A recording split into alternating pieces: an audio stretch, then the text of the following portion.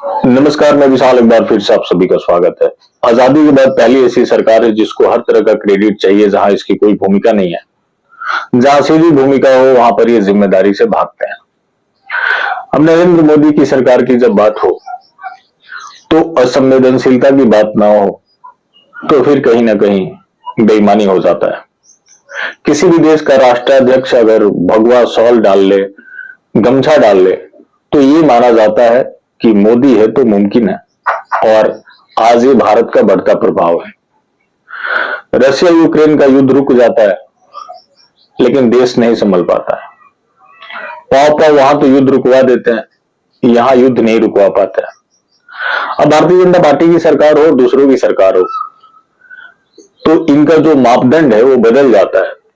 जैसे कि बंगाल में ब्रिज गिरा था तो नरेंद्र दामोदर दास जी ने क्या कहा था, मुझे लगता है सबसे पहले वो सुनने की जरूरत है। तो उस मात्रा में जरूर है, क्योंकि चुनाव के दिनों में गिरा ताकि पता चले कि आपने कैसी सरकार चलाई है। इसलिए भगवान ने लोगों को संदेश दिया है कि आज ये ब्रिज टूटा, कल ये पूरा बंगाल ऐसे ही खत्म कर देगी, इसको बचाओ। ये भगवान ने संदेश भेजा है। ये टीएमसी तो आपने सुना बंगाल में मैसेज आ रहा था, यहां पर कोई मैसेज नहीं है क्योंकि मामला अहमदाबाद का है और बीजेपी शासित राज्य है और देश में भारतीय जनता पार्टी की सरकार और एविएशन सरकार के अधीन है। अब क्या है, कोई बड़ा से बड़ा मामला हो, लोग भी असंवेदनशील हो चुके हैं, अधिकारी असंवेदनशील हो चुके हैं।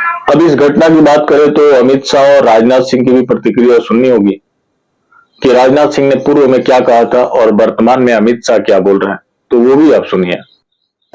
नए नए इसमें मंत्रियों के त्यागपत्र नहीं होते हैं भैया, वो यूपीए गवर्नमेंट नहीं है, एनडीए गवर्नमेंट है। मैं एक बात जरूर कहना चाहता हूं कि ये एक्सीडेंट है, एक्सीडेंट को कोई रोक नहीं सकता। तो आपने राजनाथ सिंह और अमित शाह को सुना।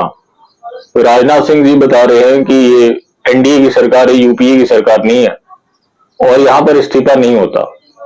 अब पूर्व में यूपीए की सरकार की बात करें तो उस समय अकाउंटेबिलिटी तय होती थी और इस्तीफा भी होता था, लेकिन इनके शासनकाल में अधिकारी तक भी जिम्मेदार नहीं होते। कई बार तो लोगों को भी जिम्मेदार बता दिया जाता है या फिर कोई अदृश्य शक्ति होती है।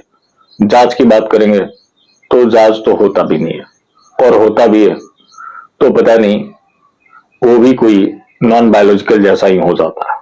अब अमित शाह को एक्सीडेंटल होम मिनिस्टर क्यों ना कहा जाए, जो बोल रहे हैं कि एक्सीडेंट को रोका नहीं जा सकता।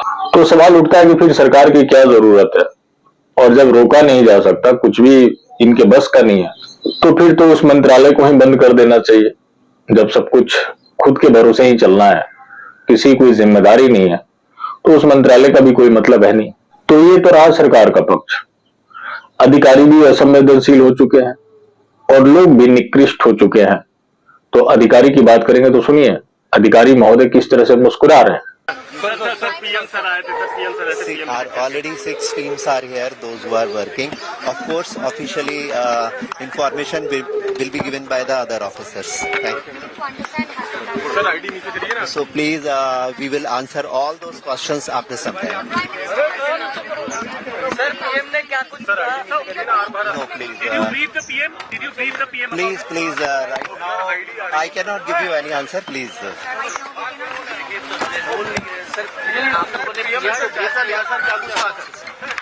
कैसे चल रहे हैं सर? अभी और एनडीआरएफ अभी अंदर जा रही है, अभी क्या कुछ? तो कल मैंने असुरी शक्तियों के बारे में बात की थी। क्या इनको देखकर और इनकी मुस्कुराहट को देखकर आपको नहीं लगता कि असुरी शक्तियों का इनके ऊपर भी छाया है, जो कि इस तरह की घटना हुई है और ये मुस्कुरा रहे हैं? तो ये देखकर अंदाजा लगा सकते हैं कि जिस देश में 250 से ज्यादा लोग मारे जा चुके हों और नेताओं के, अधिकारियों के और यहां तक कि कई आम लोगों की भी क्या प्रतिक्रिया है, और इस भारत देश में लोग के जान की कीमत क्या रह गई है, जो कि भेड़ बकरों से भी आज लोगों की मौत सस्ती हो चुकी है, जो कि बड़ी से बड़ी घटना भी हो और सरकार की भी कोई जिम्मेदारी तय नहीं होती, जिसका परिणाम है कि ऐसी घटनाएं निरंतर जारी है और एक घटना 2-3 दिन में भुला दिया जाता है, तब तक कोई दूसरा आता है और ऐसे ही ये निरंतर चल रहा है। तो चलिए अभी के लिए बस यहीं तक, बाकी फिर मिलते हैं। धन्यवाद।